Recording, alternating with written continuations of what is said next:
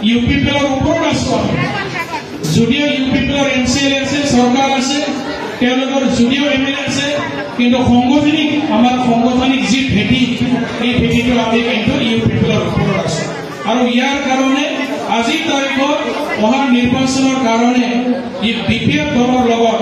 আজি মানে বিভিন্ন ৰাষ্ট্ৰীয় দলবিলাক আমাৰ লগত এলায়েন্স বিচাৰি আছে আমি বৰ্তমান কাৰো লগত খাও কোৱা নাই নাও কোৱা নাই কিন্তু সকলোৰ লগত আলোচনা জিন্দাবাদ জিন্দাবাদ বিপিএফ জিন্দাবাদ জিন্দাবাদ জিন্দাবাদ আগ্রামা মহিলার জিন্দাবাদ জিন্দাবাদ জিন্দাবাদ আগ্রামা মহিলার জিন্দাবাদ জিন্দাবাদ জিন্দাবাদ বিপিএফ জিন্দাবাদ জিন্দাবাদ জিন্দাবাদ করণ বড় জিন্দাবাদ জিন্দাবাদ জিন্দাবাদ ইহন দাইমারি জিন্দাবাদ জিন্দাবাদ জিন্দাবাদ মহিলার